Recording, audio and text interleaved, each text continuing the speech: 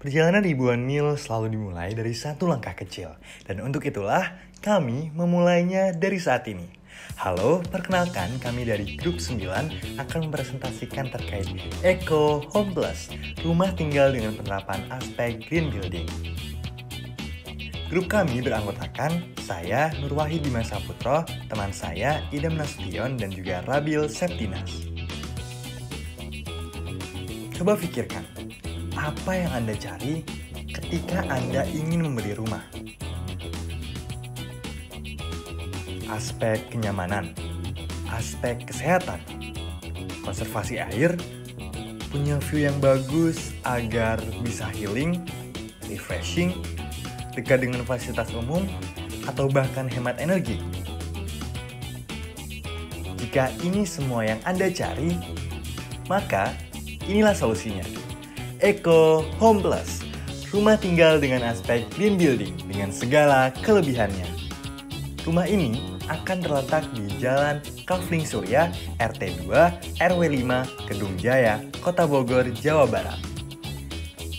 Spesifikasi rumah ini yaitu luas lahan 180 meter square, luas bangunan 300 meter square untuk kapasitas 6 orang, dan juga memiliki ruangan seperti 4 kamar tidur, 3 kamar mandi, 1 ruang tamu dan 1 ruang keluarga, 1 dapur, ruang makan, garasi, gudang, serta balkon.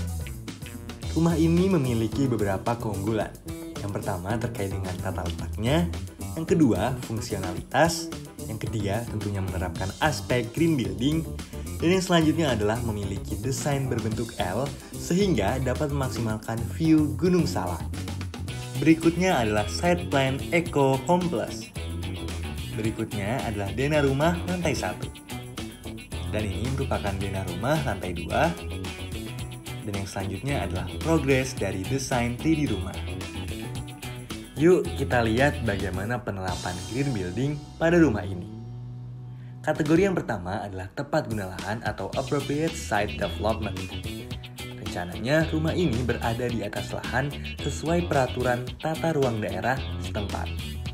Yang kedua, memiliki koefisien dasar hijau yang sesuai dengan peraturan tata ruang setempat, yaitu minimal 30% lahan terbuka dengan RTH sebesar 40%. Berikutnya kita akan melihat ASD 1 area hijau, di mana rumah ini akan memiliki tanaman pelindung pada pekarangan rumahnya, lalu 100% tanaman berasal dari nursery lokal.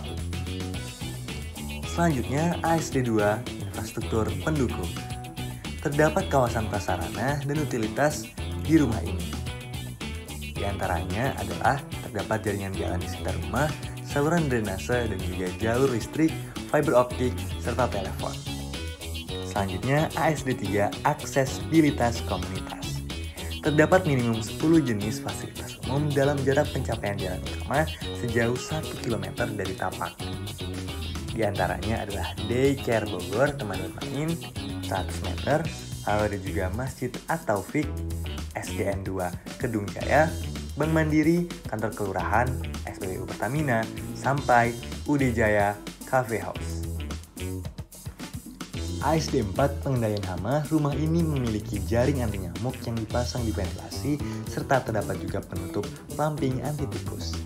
Untuk ASD 5 transportasi umum, terdapat halte dalam jangka 500 meter dari rumah. Untuk ASD 6 penampungan limpasan air hujan, rumah ini memiliki penanganan limpasan air hujan untuk atap serta untuk halaman. Selanjutnya adalah kategori konservasi air atau water conservation. Pada WAC1, desain rumah ini akan dibuat untuk memiliki meteran air di sumber air primer, serta akan dilakukan perhitungan konsumsi air pada rumah dengan tujuan untuk mengetahui konsumsi air agar dapat melakukan pemantauan dan penghematan air. Yang kedua adalah WAC2, alat keluaran hemat air. Pada desain rumah ini, yang direncanakan akan diterapkan teknologi-teknologi penghematan air. Di antaranya, shower head yang dilengkapi dengan pengaturan aliran air, toilet hemat air yang dilengkapi juga dengan flash ganda sehingga terdapat pilihan konsumsi flash yang berdampak pada efisiensi penggunaan air. Selanjutnya adalah lokasi penerapan rainwater harvesting WAC 3. Penerapan bangunan permanen air hujan sebagai sumber air alternatif ditempatkan di area RTH yang berlokasi di belakang rumah. Kapasitas penampung air hujan yang direncanakan minimum 500 liter.